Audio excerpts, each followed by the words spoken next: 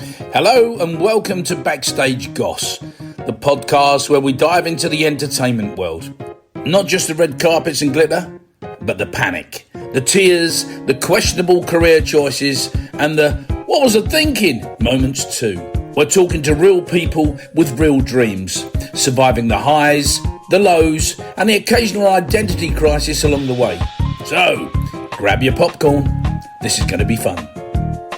Next up, a young lady who is autistic. Lucy Moon is her name, and she's going to tell us her story. I ask you this: if you are autistic, why? Why would you go into an industry that is unforgiving? We're going to find out. My name is Lucy Moon and I'm at the Autistic Actress. Autistic actress? Mm-hmm. How comes you're giving yourself a title like that? Because I'm autistic and I'm an actress. So, it's that simple. Really. Yeah. I love it, yeah. It is just a matter of fact. That's what I call myself, that's what I am. Yeah. Lucy, it's good to see you. Now, what we're going to do is we're just going to go on a little journey. It's your journey, yeah? How did you get into drama? I got into drama when I was 12 years old, and they were displaying like some news of a play that they were doing. Who's this? My drama teacher at my school, the Newark Academy. Who was that? Was that Ali? Mrs. Sadler, it was. Ali Sadler, yeah. Yes, yeah. it was. Great lady. Yes, it was. So I took part in that, and it was a special play because it marked 100 years since World War started and those who fought for our country. So not only was it performed at school, but it was also in Belgium for 2 nights. Oh, right. Oh, what, you went to Belgium and played? Oh, wow. Aye, yeah. What was it called? Can you remember? Oh, What a Lovely War. Oh, What a Lovely War. Yes, it was, yeah. Was. Yeah, very famous piece. Yeah. What part did you play? So we were like I couldn't remember. It was all like multi-roles throughout the piece. So we all had like different roles too. I couldn't remember without telling you because it was a very long time ago. I'm now an old lady. Yeah. Bless you. Okay, yeah. From there, what happened? So I studied GCSE drama, and I took part in some other stuff within the school. Mm-hmm. And then from 2016 to 2020, I studied at Grantham College for 4 years. So 2 of them were like the equivalent of 3 A levels. Yeah. I think it was 3. Wow. And then the other 2 were the equivalent of 2/3 of a degree at university. And I did take part in a couple of productions outside of it with a local production company, amateur company in Grantham. Right. Okay. What were your shows? What did you do there? In college or in the local. Okay. And drama. Yeah. So when I first started, the first 2 years were like, there were 2 shows a year. So one at the summer, one at Christmas. So I did 2 Christmassy shows and then 1 summer show. And from then on, they started to do like well-known productions. So there was Annie, Phantom of the Opera, Jesus Christ Superstar, and Joseph the Amazing Technicolor Dreamcoat. With that one being delayed because of the time when everyone was coughing all over each other, we had to stay indoors. Ah, right. Yeah. Yeah. Yeah. So you had a good time there? At the local General College, or both? Both. What do they like? Give us the differences between the 2. So I think the local Amdram, you get to more or less learn the stuff straight away as you start, along with a couple of like games in between. So we learnt some of the songs for the singing bit, we learnt some of the movement bits, and then for the acting stuff, before we worked on the mini play, we had a couple of games that were quite fun. They were a lot of fun. What was the mini play that you did? Can you remember? So they did. So for the Christmas shows, they did like an abridged version of some of the pantomimes. Oh, cool. For the Christmas show. Yeah, yeah. And then for the summer, it was a play called an abridged version of a play called "Don't Throw the Baby." Weird, yeah, it's a weird name. I'm like, yeah. And then with college, it's full on. I know it's full time, but honestly, it's mainly like theory work because once you're given the assignment, you just sort of do it. Right. I know they give information, but sometimes you have to find the information yourself, and it can be quite challenging mentally. Because I mean, with your we'll come back to that in a minute. So that's the college. So the Amdram side. Did you fit straight in? It took me a good few weeks to fit in. What were the issues? Socialising. Right, because that's part of. Aye. Yeah. Part of autism. Yeah. Yeah. Thankfully, there were a couple of newbies too, so I thought of stay with the newbies. Yeah. How did it make you feel? It made me feel a bit, I wouldn't say anxious, but you know when you step into uncharted territory and you're like, what am I doing here? Bit of apprehension, isn't it? Aye, yeah. Yeah, looking, oh my gosh, yeah. What are these people like? How are they doing? Yeah. I mean, with regards, let's just touch upon your autism, yeah? When were you diagnosed? I was diagnosed at 3. Really? That early? Yes, but I feel like I've got an better understanding of it when I was in my teens, so like in year 10. Not because that they didn't hide it from me, no. Yeah. They would hide it on my medical records by now, but I think when you're like that age, you don't really understand the world anyway. Right. So I feel like it... Yeah. Yeah, so I feel like it just takes you a bit longer to process. That was my perspective anyway. So what would it be like as a child? I think a couple of things I can remember as a child, 3 things to be specific, were that I was told that I didn't wear socks with shoes because of the sensitivity of the skin. Right. I used to line up my toys like in the shop, something to do with like perfection and having structure. Right. And one of the memories that everyone's told me about was that I basically had a meltdown in McDonald's. Oh. It wasn't like your typical tantrum, but Yeah. it was a tantrum that was different from your typical tantrum. Oh. Yes. Yeah. Okay. And what, you lost it? More or less. More or less. What brings that on? I would say the main thing bring it on was doing stuff like last minute, not planning ahead.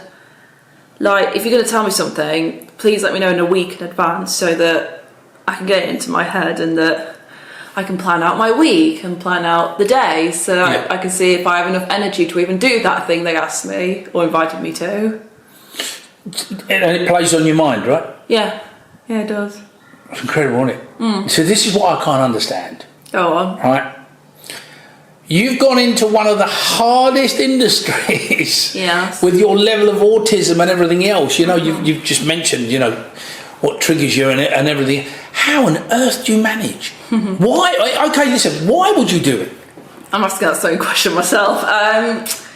I feel like I wasn't sure at first, but it was only till a few years ago where I did a creative wellness retreat set up by the Acts Workshop Nottingham and Tim Smith, which I'm sure we'll get onto in a minute. Yeah. And I remember, well, even before that, when we did a session on learning about self-tapes and acting for camera, I remember releasing a lot of pent-up emotions, which were in the form of tears. Like, I was sobbing my eyes out, linking to like the activities we're doing. But the way I felt afterwards, it kind of felt like that I lost a bit of internal weight, like all this baggage. And I think that was like years of pent-up masking and learning to basically release that through creativity. Yeah. So, yeah, I would say it's sort of not only a good genre to go into, but I guess a form of self-care as well, because obviously I think with traditional therapies it's not really easy. I tried like talking therapies at college, CBT. It's not that they weren't helpful, but they didn't have that desired effect. Whereas like being creative, even though it was in the form of literally sobbing my eyes out, I felt lighter internally. Strange, isn't it? Yeah. What do you take from the saying, "Oh, you're not normal"? Normal's boring. Who is normal? What is normal? Do you know, I'm with you. Yeah. Why would you want to be normal? Why would you want to be the run of the mill and everything? I'm like, I mean, we will get onto the film that we shot, which I, moved you into the director's role and everything else, because that was something else. That was a different thing. But yeah, just back to the theatre side of things. Okay. Knowing that you can mask and everything, was it easy to mask? I would say fairly, because obviously I'm playing a different role, but there were some roles that I can like embrace my quirky personality into. And when I did like previous work at Beaver Castle, which I know is not theatre, but it's more like immersive stuff, I was able to embrace more or less myself into that specific character I was assigned to. So you just mentioned the word there, your quirky character. What is it? What is it about you that's quirky? I don't know. I feel like I'm very expressive, and because of the stimming, I tend to be very eccentric into it. I kind of guess some of the inspirations about why I'm like that is Miranda Hart.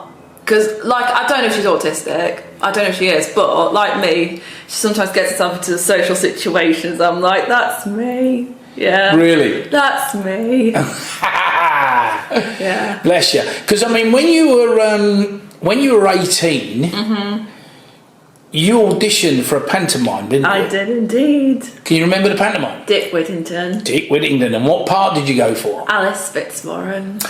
Let me just tell you, and I have actually mentioned this before, but obviously the listeners are not going to know. Yeah. We'd already cast Alice. We knew who Alice was going to be. And you were the last one in. And myself and Steve Court, you watched through, bless him. God rest his soul. We watched your audition, and I turned to Steve and I went, oh my gosh, what has just happened? Because you nailed it. Thank you. So let me ask you this. When you look at a character and everything else, do you immerse yourself in that? And how do you do that?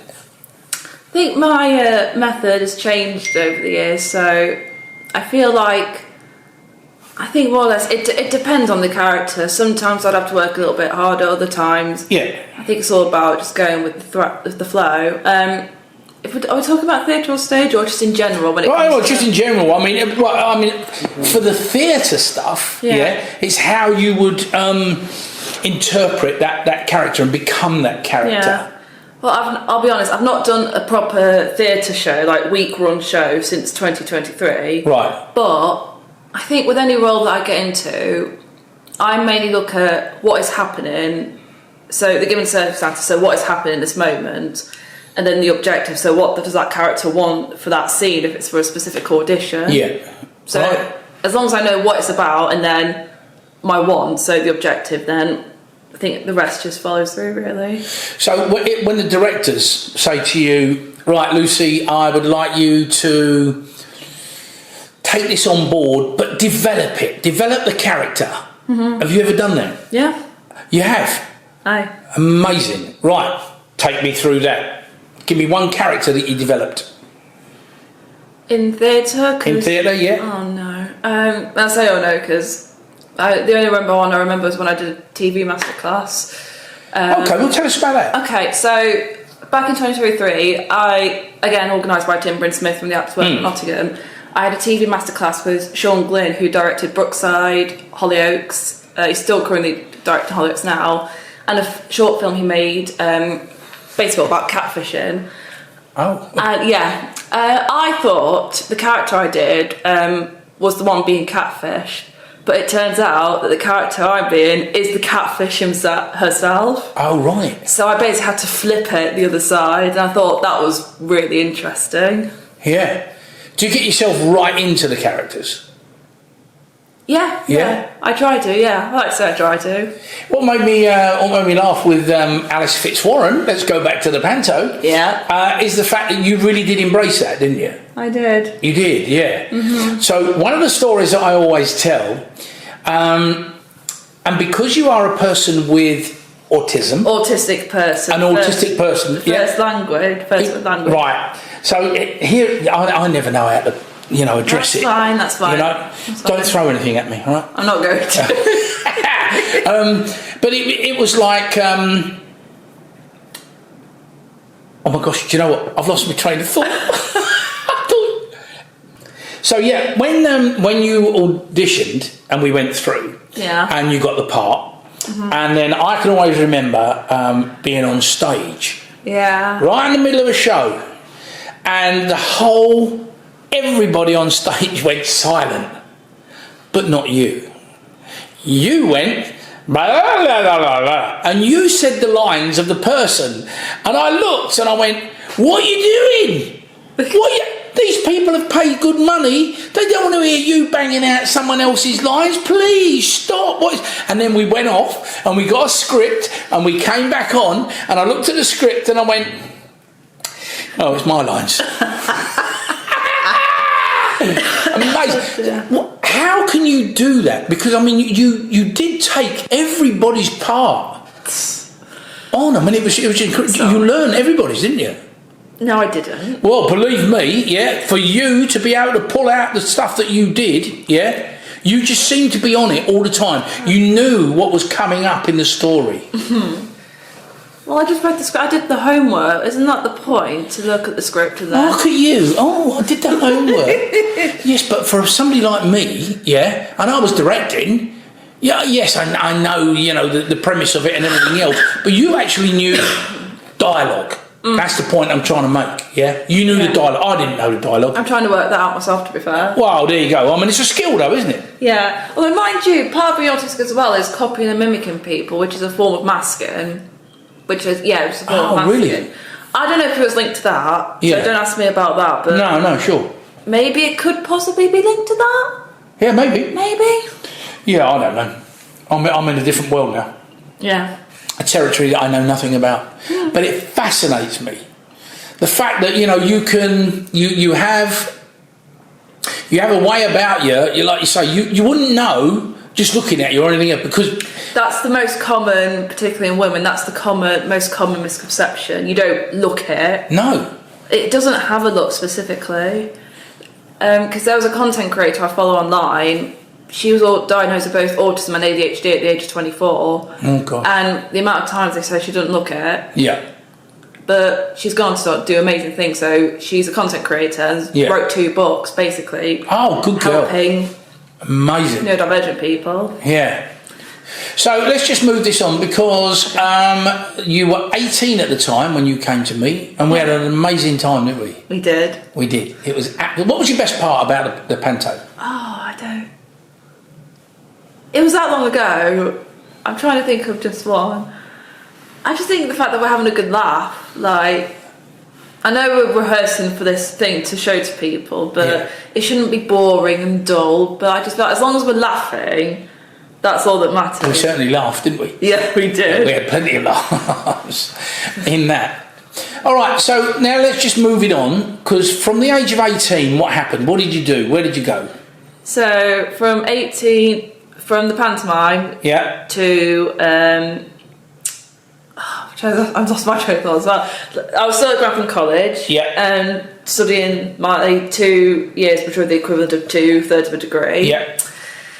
And then 2020 came, and we were obviously stuck indoors. We weren't allowed to go in the house. We weren't allowed to go out the house. What did you do? How did you manage that? So my lecturer at the time suggested we do like an online performance where we basically film our bits at home, send it to them, to an editor to put it together. It's still out on YouTube now, believe it or not. Is it really? Yeah. What's it called? Can you remember? It's called The Show Must Go On. And I'll send it. Cool. So that's on YouTube. Yes, I think it's GC Performing Arts. There's that many channels now. Yeah. No, that's okay. We'll track it down. But how did you cope through COVID? Well, it wasn't easy. I don't think it was easy for anyone, really. No, it wasn't. No, but you particularly, how did you cope with it all? I think it took me longer to process than others. Trying to get my head around the fact that other than those who need to go to work, like in the shops or in the hospital, or the fact that we were allowed to go out once, and the fact that I was just having this nice little friendship group, it wasn't easy. No, it wasn't particularly. I mean, it must have, in my mind, it must have been worse for you, and that's only because that level of social interaction, it was bad enough. Yeah. For me, I'm always around people. I love talking to people and mixing and finding out. But I mean, like yourself, I mean, you're sitting here and you're beaming, you know, it's lovely, you know. But to actually have nobody. Yeah. Other than the people in my house. Right. Right. Did it ever get boring? I wouldn't say boring. Like, you do get a little bit of cabin fever sometimes. Yeah. More or less. Yeah. Never wanted to, like, kill someone. Well, I mean, we had the odd disagreements with family, like, but what family doesn't have disagreements? I agree. Yeah. I agree. Like I told you before this, like, my dad had a bit of a hissy fit with me, but he apologised, and Bless him. That's just normal. That's normal. Yeah, of course it is. Yeah. I mean, it's not nice, but you know, we kiss and make up at the end. Yeah, but you understand why he had the hissy fit. Yeah. Oh yeah, absolutely. Yeah. He wasn't. He's not well. I mean, mind you, I'd probably ever go to him and say, "Leave me alone if I'm not well." Yeah. You tell him.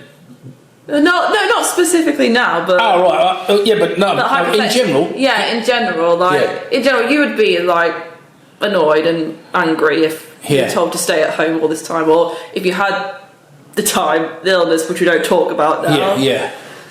So it's not. You don't talk about it in house. COVID. Yeah. No, we were very open about COVID. I mean, when I caught coronavirus back in October, which was a week before I was due to perform at a networking showcase. Oh no. Yeah, me and my dad got it. Oh gosh. Yes, and I was surprised to even actually perform on the night, even though I was negative, thankfully. Yeah. I still went and still performed, which was the main thing. Hey, and it's also on YouTube to watch now. Yeah, well, there we go. Everything's on YouTube.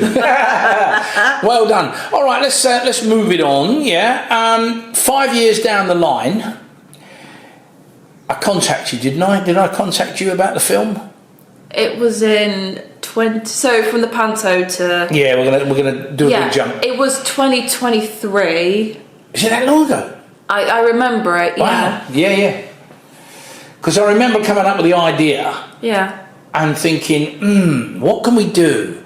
And because of, that level of autism that you had, in my mind, I was like, I know that you could take that project on. Mm. I had the confidence in you. You didn't have the confidence straight away, did you? No, not really. Why was that? Again, I think I mentioned about the college having big egos. We did a assessment on directing, and I think that definitely impacted all of that. Like, I absolutely hated it. Yeah, why did you hate it? I think it's not that I didn't have the words, it's just voicing them that's the problem. Right. And again, around certain people, I feel like that if I say the wrong thing, they're going to have a go at me. Oh. Yeah, that's what it was like at the time. Like, right. Yeah, let's just say that I wasn't bullied per se, but let's just say I had often disagreements which didn't end up going down well. And I'm not going to name names. No, didn't name no. Well, let me just. Okay, listen. Let me just stop that for a minute. Let's just backtrack because you mentioned the word bullied here. Yeah. Yeah. Were you bullied at school? Not so much bullied, but teased in a bad way. Also, there's teasing in a good way and a jokey way. There's teasing in a bad way. What they used to call you? I don't think they call me anything in school, but just like, the tantrums being like, again, I can't word it, but it was not nice whatsoever. Right. So they bullied you more a physical way? No, thankfully not physically. Mentally? Nothing mentally, yeah. Like, tease me, like the younger boys as well. Yeah. You know what boys like it. Boys are horrible. Yes, at that age. At that age. I hated every single one of them. Yeah. No, I get it. Okay, yeah. To be in that environment, it's just like, oh, wow, how do you deal with it day on day? Yeah, and then in college, there was one particular classmate, which I'm not going to name because I don't want to be that kind of person, but let's just say that we didn't always get on, and I think at one point she made a comment about having a shadow behind someone. It's because I struggle socialising. I swear she called me. I swear they called me a freak at one point. Freak? I swear I heard that word somewhere. Hey, let me tell you, yeah? If they called you a freak, they made a song about you. Freak, la cheek. You know what I mean? I'll tell you. You're not a freak. Definitely not a freak. Thank you. But I mean, when I put that to you about the idea of the film, yeah, what was going through your mind? No. Why was it no though? I don't mind acting in it. It's just Right. having that. Again, it's finding the words. Yeah. And verbalising it out. I just couldn't find them. But what did I say to you? Don't panic. Don't panic, yeah? Don't get overwhelmed. Yeah. I'm there, I will mentor you through this. Yep. And let me just say this, on the record, yeah? You smashed it. Thank you. No, I'm genuine, you smashed it. I've never been on a film set, right? Over the 2 days that we shot. I've never been on a film set that was so kind and caring. Because, I mean, you really were. Everyone was concerned about everyone else's welfare, weren't they? Well, and well-being. That's because everyone, I think, bar one, but you had worked with people, autistic people. Yeah. Well, we had 24 autistic people. Yeah. I think that's why everyone got on, because we knew how each other's worked, and then, Yeah.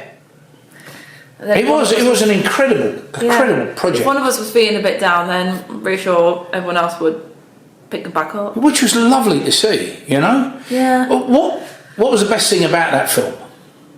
I think just being in that environment and seeing the talent up there as well. Because I think some of the stuff that I've seen is the first time I've actually watched them perform, and I'm like I'm open mouth, being like, where did that come from? Right, yeah. Yeah.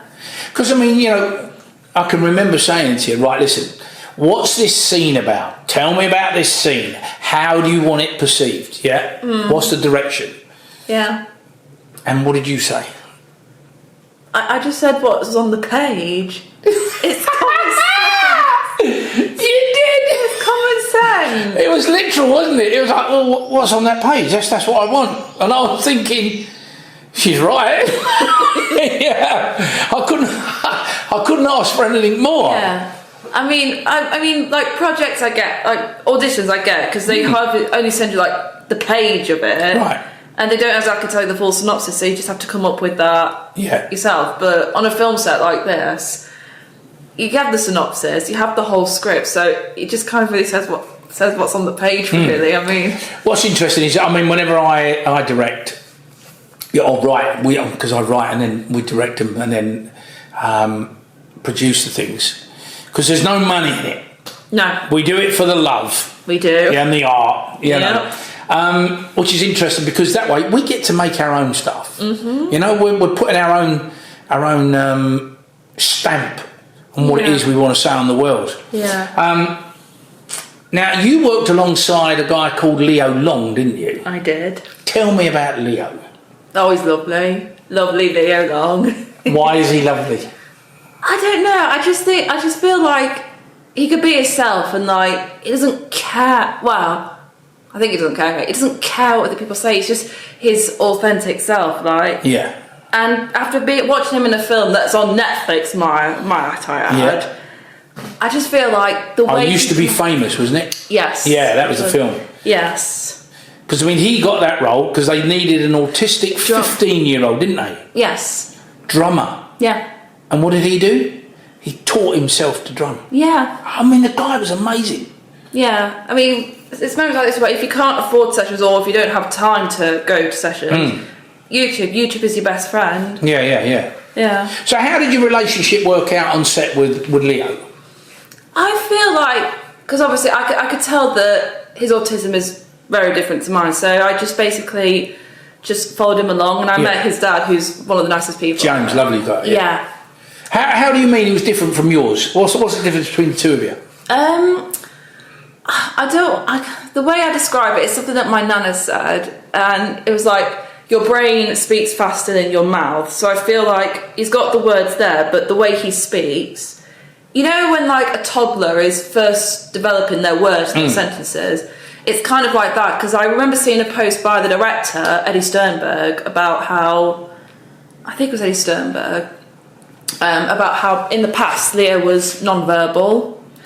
And I think it was only when he got his assistance dog, Cashel, because I've seen it on a video on This Morning, where they support dogs for autism, about how through having Cashel, he was able to eventually communicate verbally, which I think is just amazing. Amazing, isn't it? Yeah. He's such a lovely guy. I mean, he's gone on to do really well. Yes. Yeah. Yeah, he's currently in a band called the Autistics. I had the pleasure of seeing them live. You serious? Yeah. Where at? I think they're London based for definitely. Yeah. And they've done a lot of stuff. Like for the past 2 years, they were in Hastings doing a festival called Hastings Beatles Day. Right. And they do a lot of they do their own songs. But they also do covers. A few of them are Beatles songs as well. Oh. Yeah. Oh wow. Yeah, I saw them last year at a place called Spiritual Bar in Camden Town. Yeah. Yeah. Now, any autistic people that's looking to come into the industry, yeah, what advice could you give them? I think the advice I would give them is, I think just don't be afraid, because if it helps you and it helps you thrive and makes you happy, then go for it. And if it puts a smile on other people's face as well. I mean, I know you shouldn't care what other people think, but I think seeing your loved ones seeing you happy doing something like this makes you happy. Am I making sense? You are making very good sense. Yeah. Because I don't watch the show, but there was a YouTube clip from a show called Love on the Spectrum. Yeah. Where Abby performed a song to her boyfriend David, and it was honestly the cutest thing ever. But the song was part of a speech therapy that she used. So she used music as a way to communicate verbally, and the confidence her family has seen in her as well is just incredible. So yeah, I would say just go for it. If that's what you want to do, but with any profession really, if it makes you happy, then yeah. So what have been the downside to it all? Is there a downside to it? Anything that you've been doing? Well, to the actual what you've gone into. What do you see as an issue? I feel like having to turn stuff down due to outside stuff that are beyond my control. So at this moment, I would say I'm working a quote unquote proper job. Yeah. Because you don't know when the next lot's coming in, so you need a source of income to. Yeah. And I did actually get offered the chance to go on a tour in pantomime, but I sadly couldn't do it because they wouldn't allow the time off. And I'm not blaming them personally, but when it gets a bit frustrating. Yeah. I actually fell into a little bit of a depressed state for a good few weeks. And it was also the anniversary of when my mum passed away as well, so that wasn't helping. No, sure. Yeah. But eventually I picked myself up. And there was a saying that someone said, which was, sometimes you need to get rid of the good to make way for the great. So, and that everyone thing you say no to, you're saying yes to another. So maybe there was some sort of, positive side to it. Because, at one point, because you've actually got an agent, haven't you? Yeah. How did that happen? So I was basically, because I joined a community called Act on This, which basically you look at the business side of the business, and they basically have different guests coming on. Some of them are agents. They have different things, but more or less it's the same structure. So basically know who you are, what you can bring to them. And I emailed one.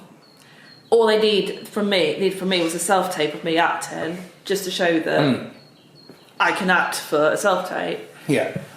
I had a good few months to think about it, because I didn't want to rush into anything. But then I accepted the offer. Excellent, well done. Let's just talk about self-tapes. What do you do? What is a self-tape? So a self-tape is basically a piece to camera, which is what you would typically get, mainly now because of the time where we didn't want to talk about because everyone was coughing on each other. Your first round audition. In the past, it used to be in person, and some of them still do in person first rounds. But I feel like self-tapes are more accessible because you're seeing more people, and for those like myself who live outside of London, trains can be very expensive. And I know part of it is investing, but there comes to a point where you don't want to invest in too much. Yeah, well, as I say, the industry is very, very uncertain, isn't it? Going all that way.